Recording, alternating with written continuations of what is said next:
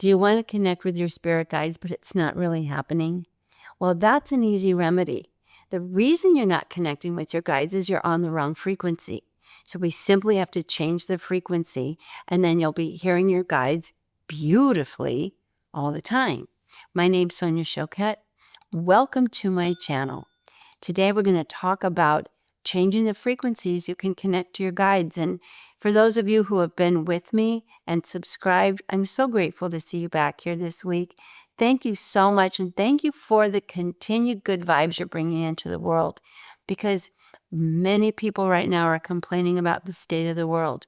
But the more we move into more understanding, more learning, more heart, more connection to our higher self, our guides, our spirit, our power, the more we become part of the solution of what's going on in the planet, not just being swallowed up by the problem. And if you're new to my channel, I believe your spirit brought you here. So I hope you find something of value. And if you do, please give me a thumbs up. Better yet, subscribe. And best yet for everybody, tell everybody else. So today we're going to clear up a major problem very simply. If you're not hearing your guides, you're on the wrong channel. And it's just a matter of changing the channel. You see, guides talk, communicate, and broadcast. They don't talk like voices. They send out transmissions and energy that you interpret, but you have to be available to receiving that energy. So if you're stuck in your head and you're completely numbed out, or scrolling, or complaining all the time, or just so sure that what you know is all there is to know, you've basically tuned out the broadcast channel for your guides, and that's why you're not getting it. So we have to understand how to turn on the channel. That channel is in your heart and in your gut and in your skin and in your throat, the back of your head, and it's a frequency that vibrates out. Your spirit is, your intuition is the communication of your spirit, among other things, guiding you. That is the most important intuition.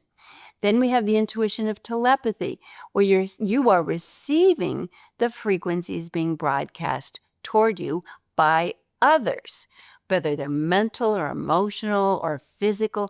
We both are giving and receiving broadcasts. So you have to get on the right station to do that.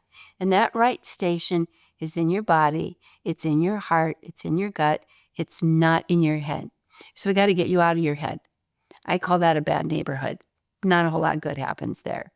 So the first way to get out of your head is a very simple way. Put your hand here on your heart, another one here on your belly, breathing in, and then let out the sound, ah, and just imagine sliding into your heart. Open your jaw wide enough or you hear this click. It's like when you're yawning. Ah, and just slide down. You know, it's so interesting. When I teach my students or the people I'm mentoring with, and I say, okay, let's open that throat chakra, which is where all that guidance is jammed. Let's get this unplugged to tune into the right channel. And I'll say, take a breath and let out the sound. Ah. And here's what I hear so much. Ah, totally up in the head. Or where you just get past the collarbone. And that is habit, lack of awareness, ego being in control, fear of making noise because you were shamed into not making any noise, or just indoctrination to tune outward. Brings you inward into where you begin to feel the communication of your guides, because guides don't talk in words.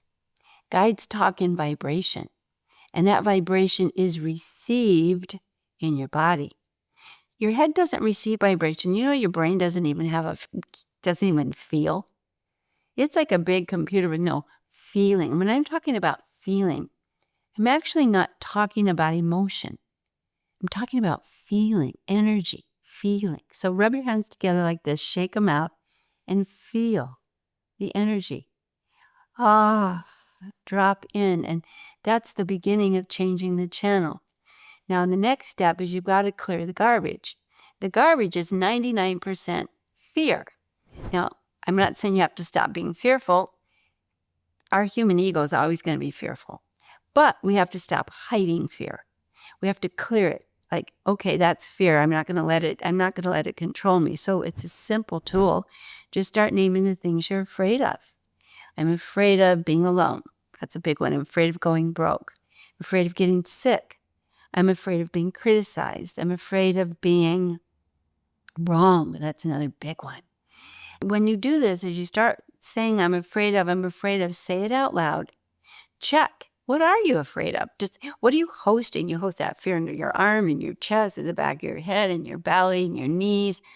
I'm just contracted. And when you start letting it go, I'm afraid of this, then breathe. I'm afraid of that, then breathe. And then every couple of things you acknowledge, stop and look at what is right in front of you. That's beautiful. Notice one thing. And one woman said, nothing in my life is beautiful. And I said, look, notice. One of the definitions of tuning into the subtle is to notice. She said, well, I do notice that there is a beautiful color in my rug. I haven't noticed that before. And I said, okay, that's anchoring in you what's here and now.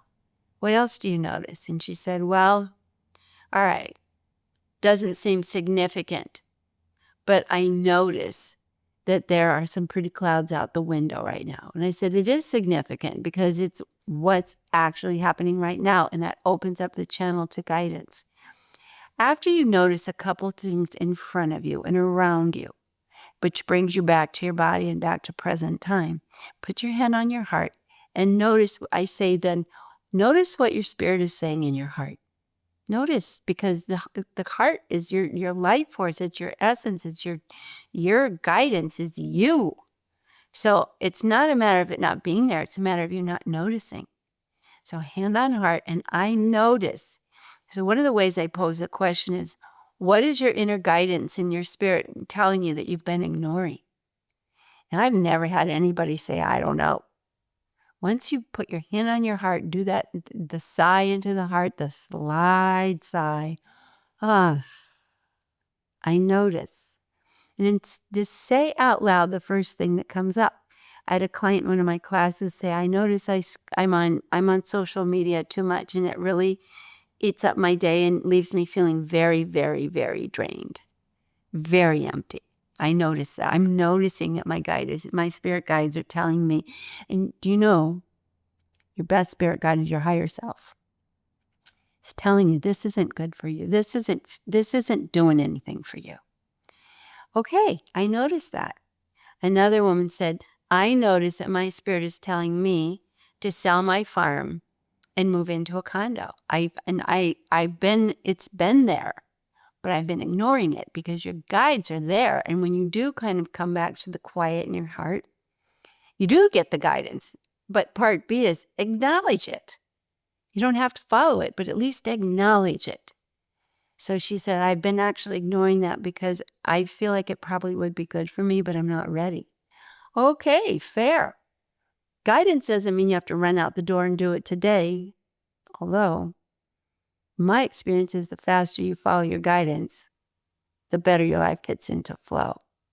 It's really interesting. We know we hang on to things that aren't really good for us. They're not making us happy. They're keeping us isolated and stuck. Another client said, I notice that I need to fire one of my employees. And I noticed that I'm aware of it. I just have been afraid to do that for some time. And once you acknowledge it, it becomes very hard, very difficult to ignore. Do you know the biggest reason people don't listen to don't say I can't get guidance is not that they can't get guidance, but they're afraid of what that guidance will ask of them. So here's another tool to change the channel.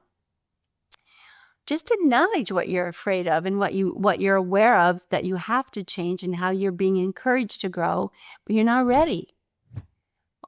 this is a major one because we're all being encouraged to grow. It's the world's in a massive upheaval. I notice that everything is in disruption. Keen sense of the obvious. I notice that I'm extremely uncomfortable. I notice that what I'm doing isn't working anymore.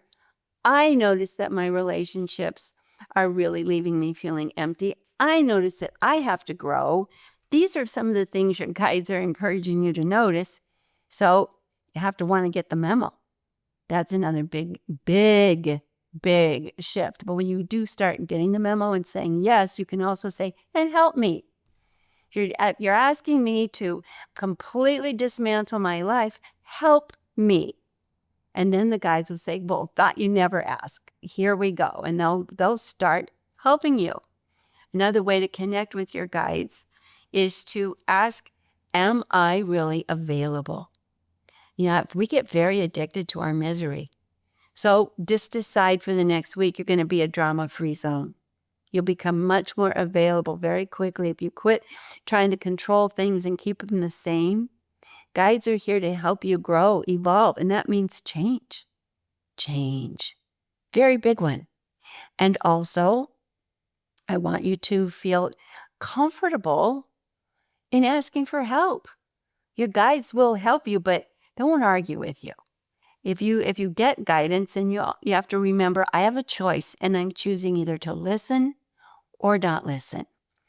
Another way to get guidance, and I say this all the time, I know I can feel being tuned out, but it works. And it's something that every indigenous society, every spiritual community, almost everyone will do. And that is to incorporate dance and music because it quiets the ego. Chant, in Hindi, they have the kirtans. They sing and chant over and over in prayer. In the churches, we sing the hymns, the alleluias, and dancing. Moving the body. In the native indigenous communities, they have the spirit dances because this invites your spirit to step in and the spirit guides to connect. The spirit world is not the mental world. So, the reason why people don't like this is because you have to let go and give up control. This is where the ego just clamps down and keeps you stuck, locked out on the wrong channel. So, even if you rock and, just rhythm and just move the rhythm and go with the music you love, that will help start. And you will, after a good 20 minutes of that, you will get clear. You will know. It's not like you get some ticker tape of conversation. It's just bam, drop in. That's how your guides communicate. Another way to get your guidance to help is go for a walk. You can take a cell phone, you can put headphones in, like it looks like you're talking to someone, but you're really not. You're talking to your higher self and your guides. And you say out loud as you're walking, this is what I need guidance on. And start identifying where you're truly available for guidance. This is where I need you to help me, guides. And then as you're walking, imagine that your guides are talking to you and you start saying, so you suggest, and just start saying things that pop into your consciousness. You suggest I do this. You suggest I do that. I had a client the other day who I gave this prompt to in a class, and my client said, okay, I did it. I went for a walk and I put on the headphones and was talking to my guides, and my guides told me that I need to learn to invest, that I have a natural aptitude with money. I have always felt that, he said, but that I need to actually make it important and get a small amount of money and start investing so that I can practice being a flow of energy. He said, you know what? I'm going to do it.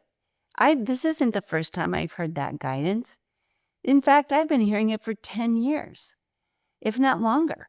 But I'm going to do it now. See, this is the big thing. If you want your guides to come through, listen and at least entertain what's being suggested.